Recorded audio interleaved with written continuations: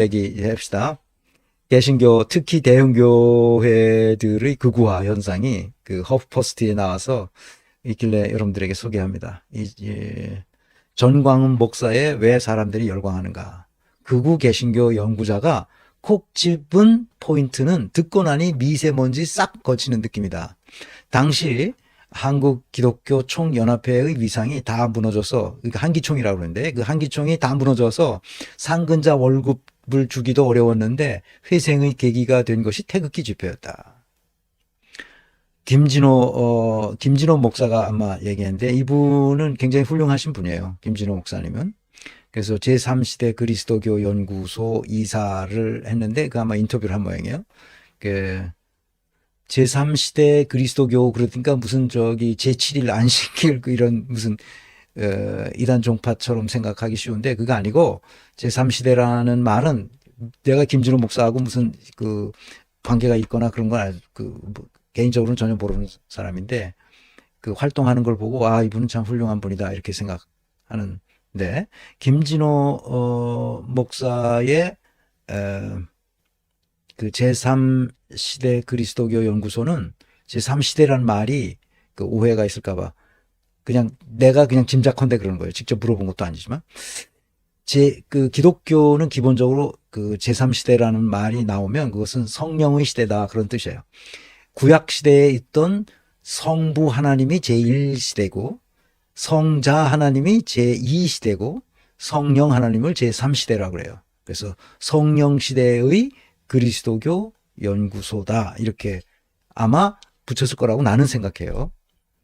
그 얘기의 핵심 포인트는 이거예요. 사회 안에서 자리를 찾지 못한 좌절한 이들에게 위험한 종교와 극우 이념이 자리를 주었다.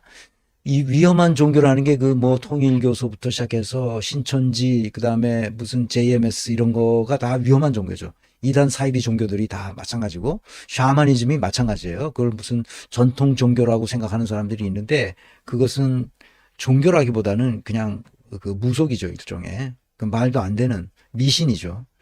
그 위험한 종교와 극우 이념이 자리를 주었다. 그런 얘기입니다. 그 기사를 한번 조금 읽어보겠습니다.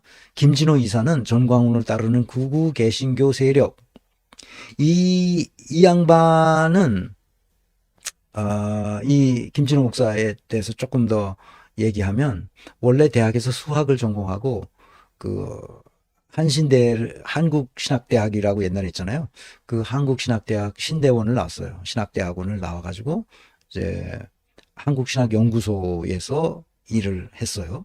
그러다가 저기 한백교회라는 교회에 목사로 심우도 하고 그랬어요. 근데 지금은 뭐 제3시대 그리스도교 연구소에 이사를 하고 있는 모양입니다. 한국신학연구소라는 게 뭐냐면 나한테도 큰 영향을 준 그 신학연구소인데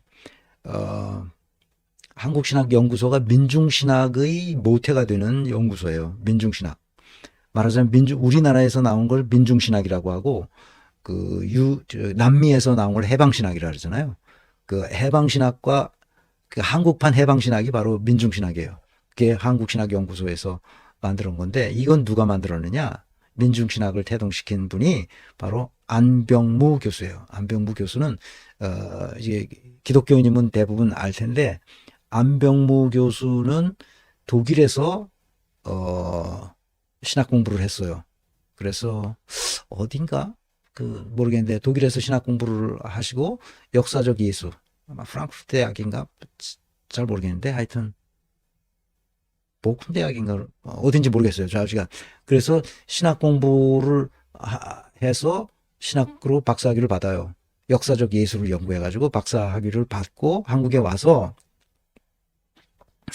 한신대에서 그러니까 한국신학대학에서 근무를 하죠. 거기서 학생들을 가르치고 있다가 1970년에 그 전태일을 만납니다.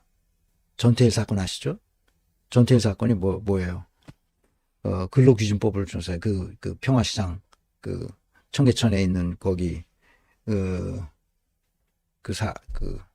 뭡니까 의류 회사들 봉제 공장에 있는 데서 그 여공들, 10대 시골에서 올라온 여공들이 거기서 그 열악한 작업에서 그냥 그 먼지도 막 펄펄 나는 데서 폐병 걸려서 죽기도 하고 더 이상 일도 못하고 시골로 내려가야 되고, 그런데 누가 고쳐주는 사람도 없고, 그러니까 일월도 없이 계속 일하고 여공들이 그 처참한 환경을 이 전태일이 기울로 기준법을, 그 옛날에 법이 다 한자로 돼 있잖아. 그러니까 이걸 학교를 못 나왔으니까, 48년생인데 학교를 못 나왔으니까 20살에 뭘 할 수 있어.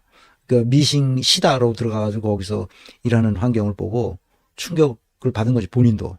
그래서 근로 기준법을 어떻게 그 이 대학에 다니는 그 친구들한테, 그 사람들한테 그 한자를 전부 이렇게 해가지고 근로기준법이 굉장히 좋게 잘 돼 있다는 걸 안 거야.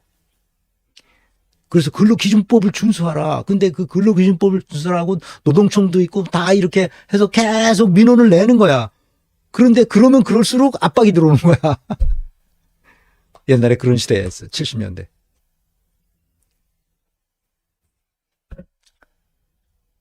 우리가 그런 시대를 살았죠.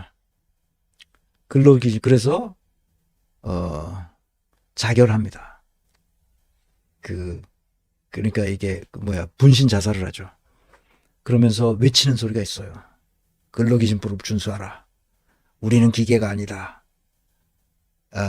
일요일은 쉬게 하라. 일요일도 쉬지 않고 일했으니까. 그리고 마지막으로 내 죽음을 헛되이 하지 마라. 이러면서 자결합니다. 분신 자살하죠. 내가 여러분들에게 이 얘기를 안 해줄 수가 없어요. 전태일 평전. 이게 80년대 초에 나왔어요. 그 전태일 평전을 누가 썼느냐? 조영래 변호사가 썼습니다. 내가 이거를 읽으면서 진짜 눈물이 났어요. 조영래 변호사가 쓴데, 그래서 그때 이거는 최근에 이제 최근에 나온 거예요. 80년대에 나온 건데 최근에도 살 수 있어요. 그때는 돌베개 출판사에서 나온 책이었는데, 이거는 전태일, 아름다운 전태일이라는 전태일 재단이 있거든요. 그 전태일 재단에 그래서 책을 만들어낸 아름다운 전태일이라는 출판사에서 전태일 평전을 조영래 변호사가 쓴 것을 개정판으로 다시 냈습니다. 조영래 변호사는 어떤 사람이냐? 조영래 변호사도 또 만만한 사람이 아니죠. 조영래 평전. 이거는 안용환 교수가 서울대 법대 교수죠. 조영래도 서울대 법대에 나와서 변호사 하면서 그 인권 변호사를 했던 거죠. 인권 변호사가 뭐라는 것을 아주 정확히 가르쳐 준 사람이에요. 조영래 변호사가 쓴 조영래 평전은, 조영래는 또 이제 암 때문에 일찍 돌아가셨는데, 이 조영래 변호사를 찾아간 사람이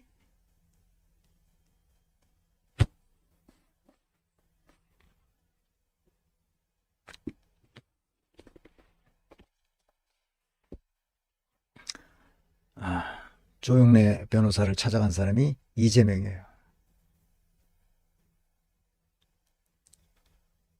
조영래 변호사는 사건을 맡아도 진짜 서민들을 위한 사건들을 맡아요. 그래서 망원동인가 그때 수해가 났을 때 서울시가 그 수해를 막을 수 있었음에도 막지 않은 것에 대해서 집단 소송을 겁니다. 그때 그 독재 시대에 그런 걸 한다는 것은 진짜 자기 내놓고 하는 거거든요. 그런데 거기서 이겨요.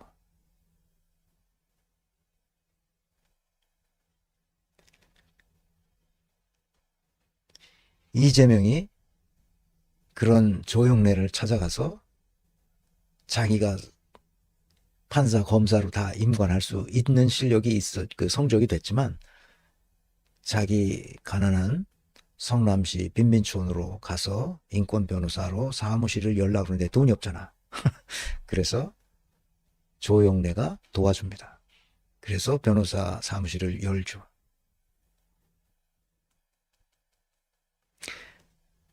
사람을 보는 눈이 있는 거예요.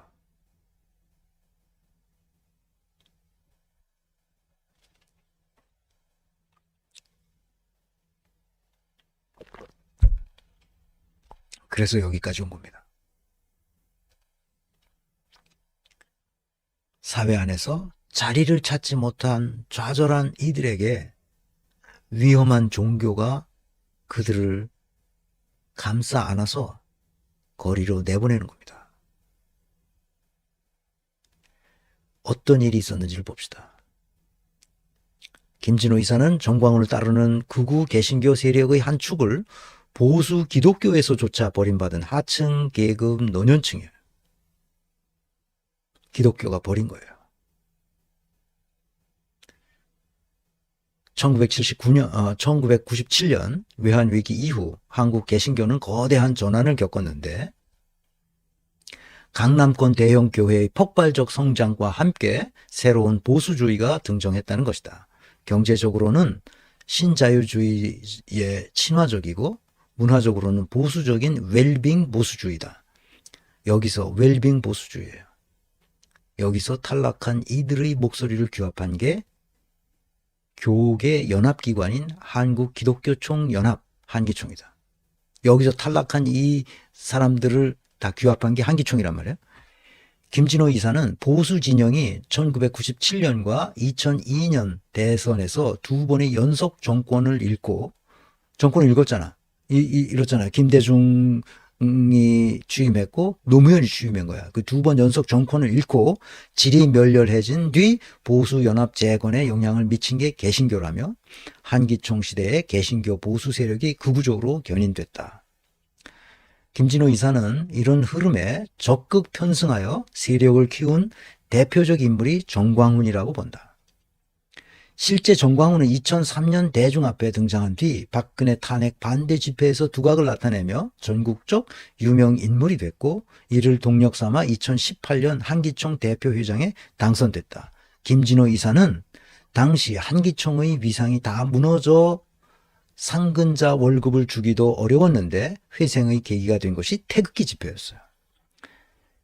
정광훈은 당시 태극기 집회를 이용해 극우 보수 신자들을 모았고 그중 하층 계급 노인들은 집회가 몇 년 동안 계속되는데 중요한 역할을 했어요. 정광훈이 말하는 걸 들어보면 진짜 가짜는 얘기들이에요. 기독교와 아무 상관이 없습니다. 예수의 복음과 아무 상관이 없어요. 그런데 자기가 목사라고 그래서 정통 그 교단에서는 정광훈을 이미 퇴출시켰어요. 그런데 자기가 교단을 만들어가지고 자기가 이제 뭐 다 해먹는 거예요. 그러니까. 이런 사람들. 아까 맨 처음에 얘기했듯이 독립된 자율적 주체로서 자치가 불가능한 사람들, 누군가에 기대고 의지하고 싶은 사람들, 그 사람들을 전부 규합해서 나한테 의지해라. 그리고 너희들에게 우리가 그 천국을 안내하게 주겠다. 뭐 이런 개소리를 하면서 이제 신자들을 모은 거지.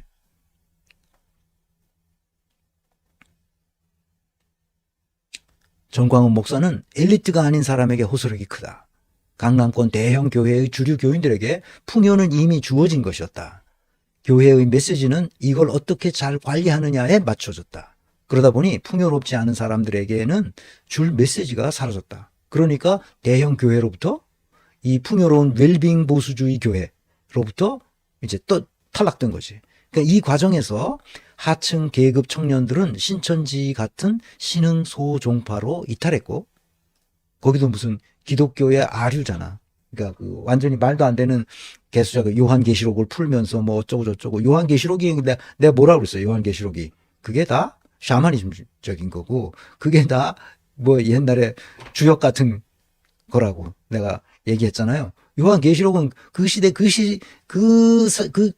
사람들의 세계관이었던 거예요. 그냥 뭐 꿈도 보고 뭐 환상도 보고 뭐 그래서 써놓은 거예요. 그게 다. 그 하층 계급 청년들은 신천지 같은 신흥소 종파로 이탈했고 하급 계층 노년층은 정광훈 목사가 흡수했어요.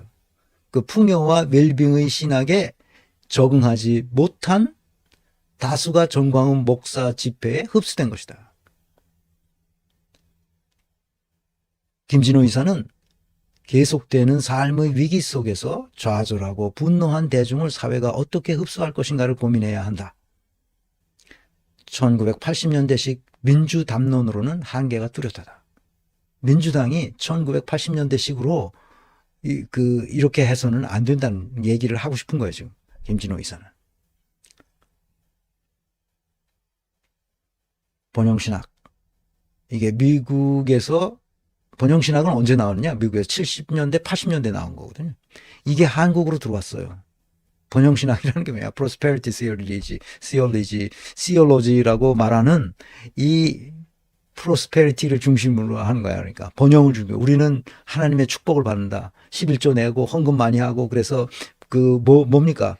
우리가 하나님의 축복을 받아야 된다. 이런 설교를 계속 하는 거야. 거기를 계속 들으면 진짜 그렇게 되는 줄 알아, 사람들이. 근데 기독교인들이 거기에 빠지는 거야. 그러니까 이 웰빙 보수교회 이게 다 그런 거야. 예, 강남교회, 여의도교회, 뭐 저쪽 어디야, 김상환 목사 이런 그 교회들이 다 지금 번영신학에 매몰되어 있는 거예요. 예수가 가르친 것과는 완전히 다른 거지. 그래서 아까 얘기했던 누구냐? 내가 또 이름을 잊어버렸다. 금방 얘기했는데. 한국신학대학에서 가르치다가 전태일을 만나가지고 전태일이야말로 이 시대의 예수다. 이 시대에 살아있는 예수가 바로 전태일이다. 이렇게 말했던, 또 이름을 잊어버렸다, 갑자기. 김진호 목사는 그 또라이고, 왜 이렇게 생각이 안 나냐? 내가 아까 누구라 그랬죠? 역사적 예수를 독일에서 공부하고 오신 목사님 이름이, 이렇게 갑자기 생각이 안 나. 아까도 얘기했는데. 혹시 기억나시는 분 여기다 댓글에 좀 써주세요. 조영래는 변호사고, 안병무 목사님. 안병무 교수가, 전태일 사건을 보고 충격을 받고, 이래서는 안 되겠다. 진짜 내가 역사적 예술을 연구해서 신학 박사로 학생들에게 신학을 가르치고 있는데, 그래서 연구소를 하나 세워야 되겠다. 그러니까 남미의 해방신학과 같은 한국의 민중신학을 세울 안병무 목사님을 우리가 주시해야 돼요. 신학연구소에서 엄청난 일을 많이 했습니다. 자기는 돈이 없잖아. 그러니까 독일에 가서 독일 교회에다가 요청을 해요. 돈을 좀 대줘라. 독일 교회는 좀 그래도 돈이 있을 테니까 독일 교회가 자금을 대줘서 한국신학연구소로 세운 게 지금까지 한국신학연구소가 있는 거예요. 거기서 나온 책들을 내가 거기서 한국신학연구소가 번역한 책도 내고 좋은 책들도 많이 냈어요. 그래서 내가 여러분들에게 가끔 소개하는 경제윤리, 이 책을 강원돈 교수가 신학연구소에서 있다가 이분도 독일에 가서 공부하고 경제윤리, 그러니까 경제윤리 신학 이런 쪽으로 공부를 하셨어요. 이분이 근데 대단한 책을 마지막에 은퇴하면서 냈어요. 한신대학에서 가르치다가 훌륭한 분들이 많이 나왔어요. 그러니까 한국 교계에는 진짜 썩었어요. 그러니까 이런 분들에 의해서 예수의 가르침이 조금씩 그래도 남아 있는 거예요. 기존 한국 교회는 진짜 말이 안 되는 겁니다. 기본적으로.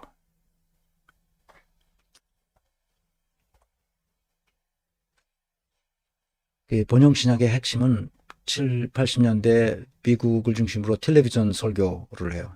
부흥사처럼 텔레비전에 나와서 설교를 합니다. 그리고 헌금 받아요. 그래, 교회가 없죠. 그러니까 이 텔레비전 설교하는 거야. 그래서 헌금 어디 구자 다 내놓고 어디로 헌금을 하라 그러면 하나님이 10배, 100배 축복해 주신다 이런 설교를 하는 거죠. 그게 Prosperity Theology예요. 번영신학. 말도 안 되는 거죠. 예수는 그런 걸 가르친 적이 없어요. 예수는 고아와 과부와 나그네와 창녀와 세리와 그 시대에 소외된 사람들과 친구를 했고 그들의 아픔을 고쳐줬다. 그리고 천국은 여기 있다 저기 있다 이러는 게 아니라, 누가 소유하는 게 아니라 너희들 가운데 천국이 있다. 하나님 나라가 너희들 가운데 임한다. 이런 걸 가르쳤어요. 엉터리죠 이게. 자, 한국 기독교가 가르치는, 한국 개신교가 가르치는 거의 대부분이 가짜입니다. 내가 아주 단호하게 말할 수 있어요.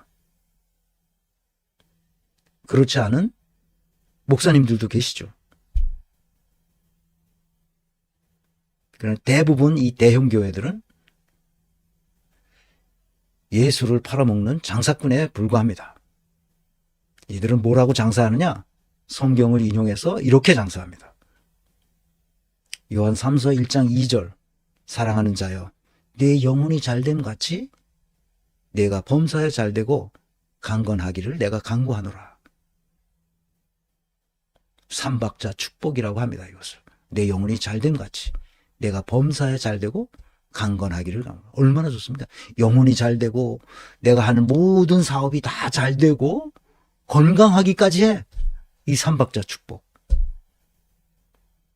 이런 축복을 받으려면 11조 내고, 뭘 하라고? 감사헌금도 많이 내고.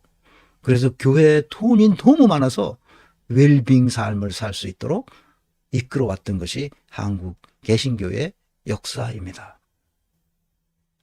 미국의 영향을 받은 한국 개신교는 썩을 대로 썩은 겁니다. 정신 차려야 됩니다. 그래서